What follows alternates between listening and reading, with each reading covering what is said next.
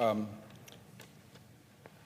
lot of coverage over the last couple months and years, really, but certainly over the last few days about the topic of China, ZTE, trade. And I had a lot of questions about it, both in the hallways from the press, constituents back home, and even family and friends who've inquired what all the ruckus is about. I thought it was a good opportunity to lay out for my constituents and broadly for the American people about what's at stake here.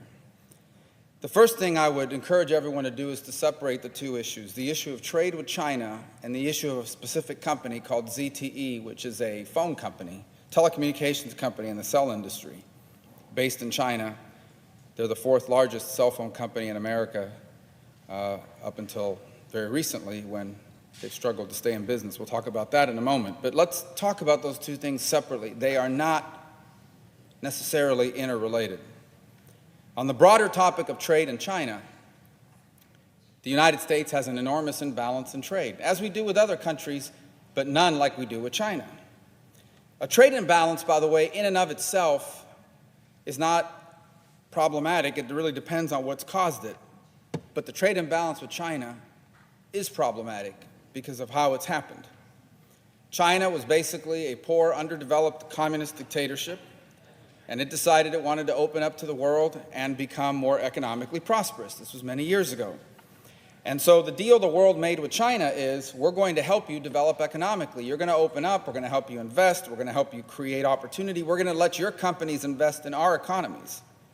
There are rules in the world for trade.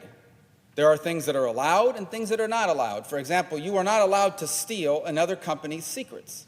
So if another company has figured out how to make something, that's proprietary, they own it, they developed it, they spent money creating it, you are not allowed to go there and steal that from them and start making it yourself.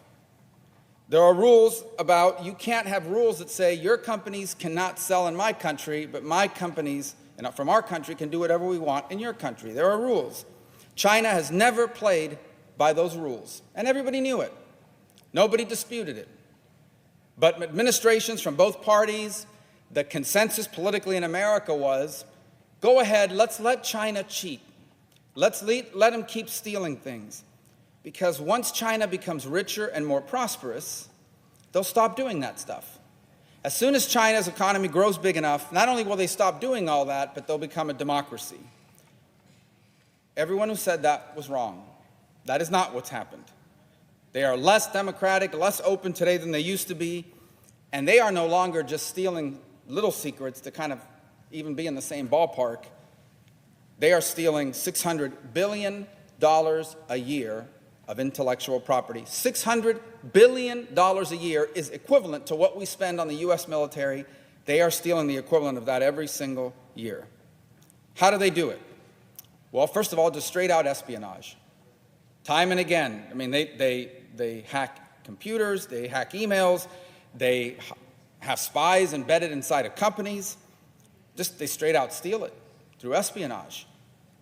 The second thing that they do to protect their industries and grow at our expense is they don't allow many of our companies to do business in China, huge market. Their companies get to do business here, but they don't allow our companies to do business there. Some companies. They do allow other companies to do business in China, but here's the deal. If you do business in China, it has to be a joint venture with a Chinese company, 51% Chinese, 49% American company. And on top of that, there's another catch. If you want to do business in China with a Chinese company, you have to transfer your technology to them. So you want to build turbines? We'll let you build turbines in China, but you have to transfer to us the technology of how you do it. You know why they do that? Because once they figure out how to do it themselves, they don't need their American partner anymore. They kick you out, and now they're your competitor and may even put you out of business. That's happened a bunch of times. If they don't achieve it by forcing you to transfer, then they just straight out steal it from you. They also buy up small companies. You know, we have a law here that's called the CFIUS process, and basically when a foreign company, especially from a country like China, is buying in a key industry, it undergoes this review to make sure that it's not a bad deal, that they could be taking secrets that are tied to national security. So they figured it out. They're just buying small American companies, a bunch of them in many cases, that are under the level that we look at, these subcontractors, and finding their way in that way. Suffice it to say that we have a very serious imbalance with China, but the imbalance is not the dollars. The imbalance is in the structure of trade between China and the United States. And that's why we don't need a short-term trade deal. This is not about saying, all right, go ahead and buy more of our agriculture. Go ahead, you guys go buy more of the stuff that you were going to buy more of anyways, because you need to. And in exchange, you get to keep doing what you're doing now, and there won't be any tariffs. That's a short-term deal. And it might be a good headline. You can claim that you won. But in the end, it doesn't do anything to change this. In fact, it leaves us worse off. It leaves us, you might as well not have even gotten into this in the first place. You have actually strengthened them even more. And how they win this fight, by the way, let me tell you how they win. They go to all those American multinational corporations, many of whom are just interested in how their stock is performing from quarter to quarter, and they go to them and say, lobby your congressman, lobby your senator, lobby the White House, and convince them to drop all this. And they do it. Because these companies, what they want to do is they want access to the 1.3 billion people. A lot of them, they don't care if they're only 49% of the company in China. They don't care if they're stealing their intellectual property. By the time that matters, the CEO and the people making that decision will be long ago retired with a huge golden parachute bonus because they delivered a bunch of quarters of earnings. That's so short-sighted. They may not care about it, but those of us who work here have to. Because we do not want to live in a world where China dominates industry, not because they out-innovated us or worked harder, that's because they stole it from us. And by the way, the Chinese have figured all of this out. They have figured out exactly how to get things done in American politics. They don't lobby the government, they lobby the business sector. And then all these large corporations go marching into Capitol Hill and into the White House and scream and plead to drop all this. Of course they do. Because they're going to make a lot of money in China over the next 5 or 6 years. But a lot of these companies are one day going to be out of business. Short-term thinking. Their obligations are to their shareholders. Their shareholders are not all Americans. Our obligations are to the American people and America's future. And this is disastrous. We need a structural rebalance, not just a dollar rebalance. China is not a developing country. It is the second largest economy in the world. It will soon be the largest economy in the world. And yet we continue to let them cheat and steal. That's the trade issue. ZTE is something completely different, related, but completely different. Let me tell you about ZTE. ZTE broke the law. Okay? ZTE sold goods and services to Iran, to North Korea. They violated sanctions, and they tried to cover it up, and they got caught. And when they got caught, they got hit with a fine, and they were told, you need to fire the people who tried to cover it up and the people who did this. They paid the fine, but they did not fire the people who did this. You know what they did instead? They gave them bonuses, and they tried to cover that up. And so the Commerce Department said, fine, we caught you, we made a deal with you, you broke that deal, so now the penalty is you cannot buy American semiconductors. That was the penalty. We're not going to sell you any more semiconductors for 7 years, and ZTE says it's going to put us out of business because they do depend on us for semiconductors. Now we're reading that there's a new deal in place, potentially. And the new deal is not official, but I read it and it's been reported. The new deal is this. All right, we're going to let you stay in business. Pay a fine.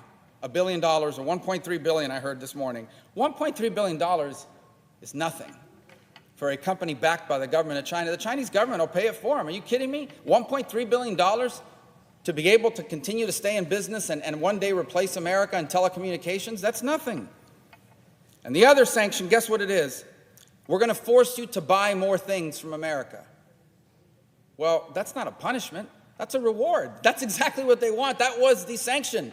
The sanction was they couldn't buy more from us because they can't stay in business unless they buy from us. The punishment is going to be, instead of punishing you by denying you semiconductors, we're going to really punish you by forcing you to buy more semiconductors from America. They were going to do that anyway. That's actually a reward, not a punishment.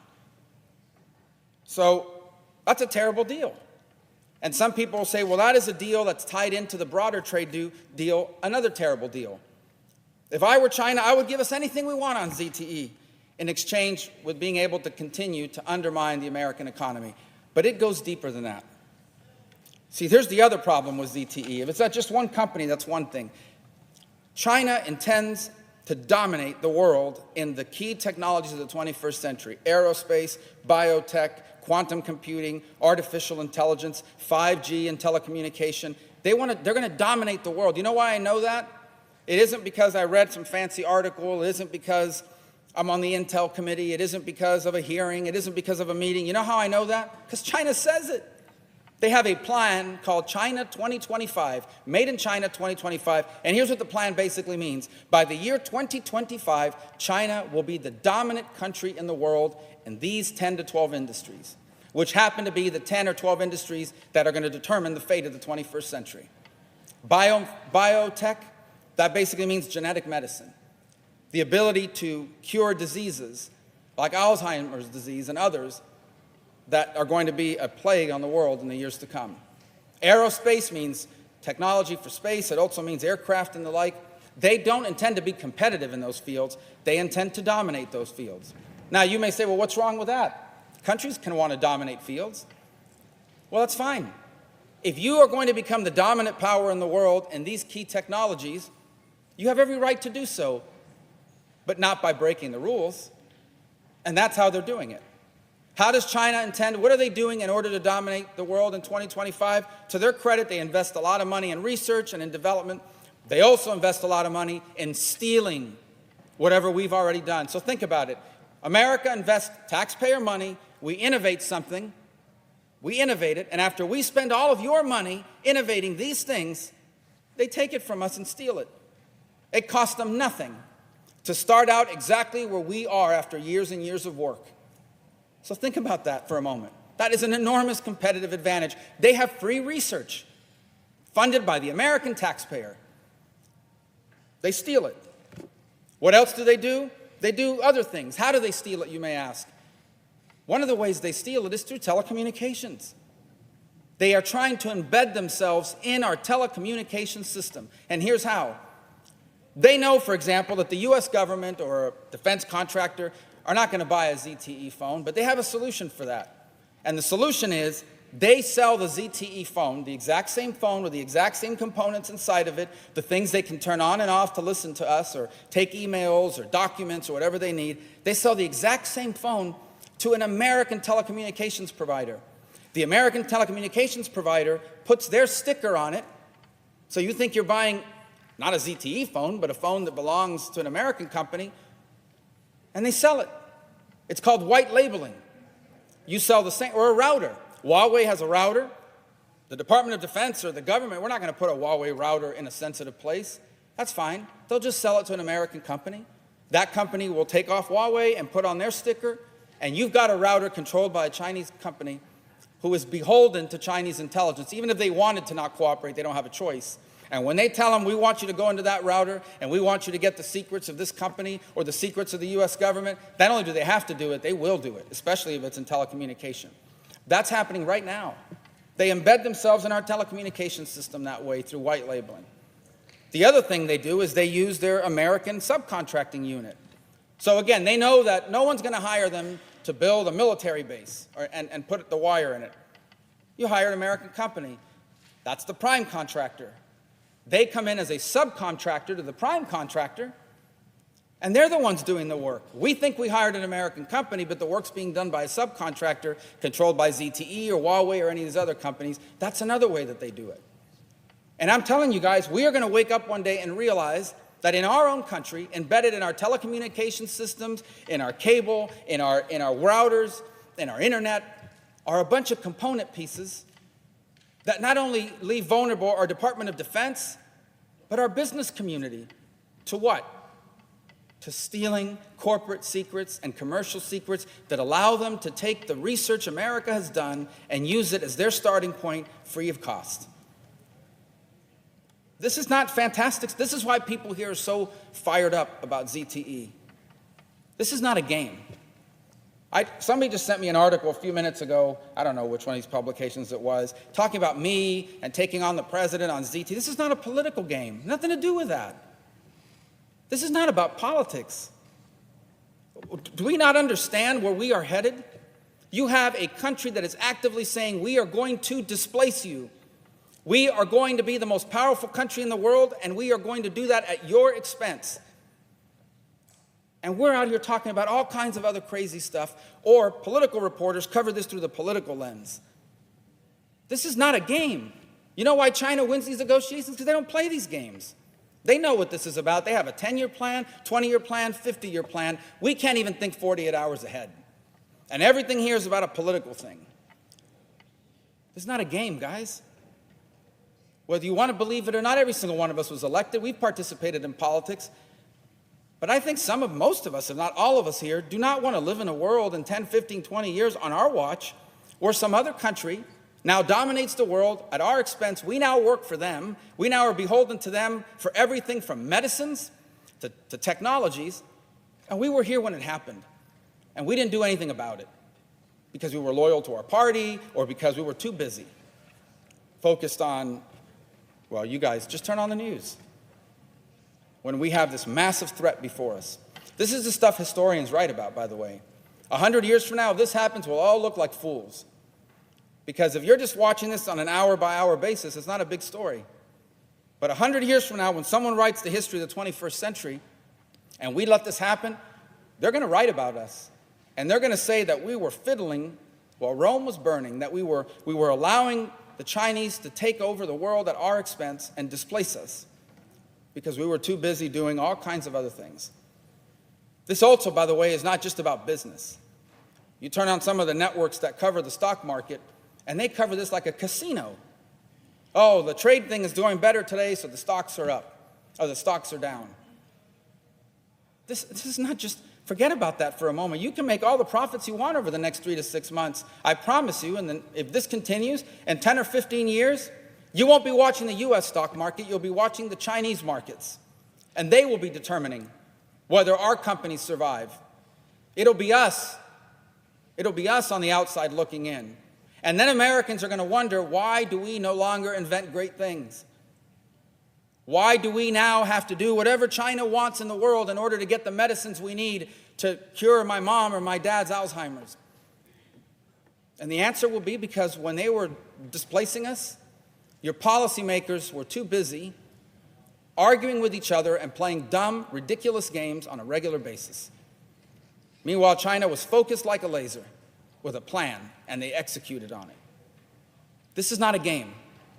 I can think of no more significant issue from the perspective of history than what is happening now. And do not misunderstand me. I do not come here to say that I want to be unnecessarily aggressive with China or that I want there to be a confrontation. China is going to be a rich and a powerful country. And we have no problem with that. We can't have any problem with that. But there has to be a balance. It cannot be a China that is rich and powerful and an America that is weak and not prosperous. Because those imbalances are what create wars. Those imbalances are what create misery. Those imbalances are what destabilize the planet. That can't be. We need to recalibrate this relationship. It needs to be rebalanced on the trade side. It needs to be protective on our national security side. It needs to be equalized. And if it is, China can still be very successful. They're going to invent things. They're going to create jobs. They're going to become more prosperous. And that is fine. We've been doing that for 100 years. Every person in this gallery, sitting in the gallery, every person here in the well of the Senate on the floor, everyone you know has products on them, a phone, a belt, made in another country. The issue is not that other countries make things and we don't. It's not about us dominating everything. It's about balance.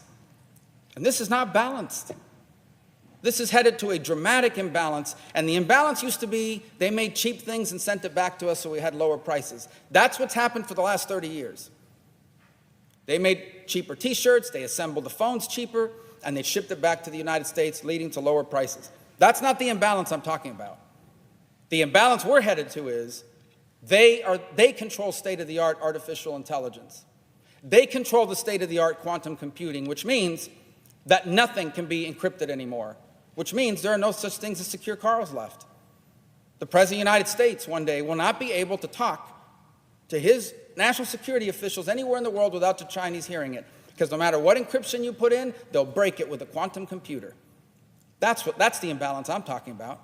The imbalance I'm talking about is one day we'll have a dispute with China on something on national security somewhere in the world, and they will threaten to cut off our supply of biomedicines. In essence, threaten the lives of Americans not getting medicine unless we cave to their desires. That's the imbalance I'm talking about. The imbalance I'm talking about is one where they dominate aerospace, where they are the nation that controls satellites and satellite communication. They are the nation that controls 5G. We're headed towards autonomous vehicles. Autonomous vehicles will depend on 5G technology. And China will dominate the world in 5G, and we will depend on it. So we're going to build a fleet of autonomous trucks and autonomous cars, and none of them will work if the Chinese decide to shut it down because they dominate that field. That's the imbalance I'm talking about. And if this all sounds fantastic, apocalyptic, look it up. Research it. And I promise you, you will not find a single person versed on this topic that would disagree with what I'm saying. This is the threat that we face, and we are not facing it squarely. So I would advise those who cover this issue to stop covering it as a political issue. There are some things so important to this country that I don't care what the politics of it are, and most of my colleagues don't either, because these are definitional things that will define the 21st century. I would advise us not to cover this as a purely economic issue, because there is a way to grow the trade gap in the short term. We can sell them a lot more of the things China is willing to buy anyway. They don't intend to lead the world in those things in exchange for them dominating us in the long run. Get rid of the short-term thinking and start thinking our competitor has a 50, 100, 20, and 5-year plans. And we don't even know what we're going to be talking about next week. It is time to wake up to this threat, because we have two ways forward. There can be a balanced relationship between two great powers, leading to a world that is stable and secure and prosperity, or we can have an imbalanced world in which a rising power in China does so at the direct expense of a falling status quo power in the United States, and that instability will lead to conflict and a way of life for Americans that we will find unacceptable. And then it will be too late. And then we will have to explain, maybe to our children, and most certainly to our grandchildren, why the America we grew up in led the world in all the great innovations and all the great ideas and provided prosperity to millions of people here and around the world, and the America they get to grow up in is a second-tier power, while China dominates everything that matters. And if you think that that's just a way, that's not a big deal,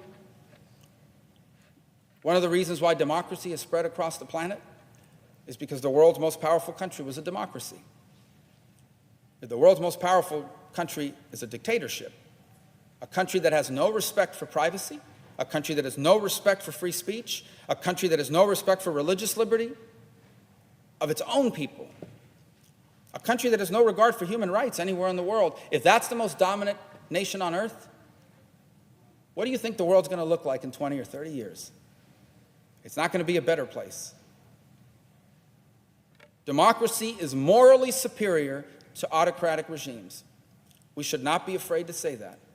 And if for no other reason, if you want to put aside economics for a moment and confront it from that angle, we cannot allow an autocratic dictatorship to dominate the global economy and global technology by stealing from us at the expense of the democratic order in the world. Democracies are morally superior to dictatorships. And if we allow China to cheat and steal their way into dominance, there will be more dictatorships and less democracies on this planet. And we will all pay a price for that. So I urge everyone to take this issue seriously. And I urge the president to listen carefully to those in his own administration who understand this threat holistically for what it is. And I urge them to move in a direction that recalibrates the structure of our relationship with China economically, and that does not allow not just ZTE, but numerous other telecom companies from continuing to grow and spy at our expense. That is what I encourage them to do. That is the right thing to do for the future of this country, not some short-term deal that makes us feel good and potentially gets you a positive headline in the short term, but which historians will condemn as the beginning of the end of America's place in the world as its most influential nation.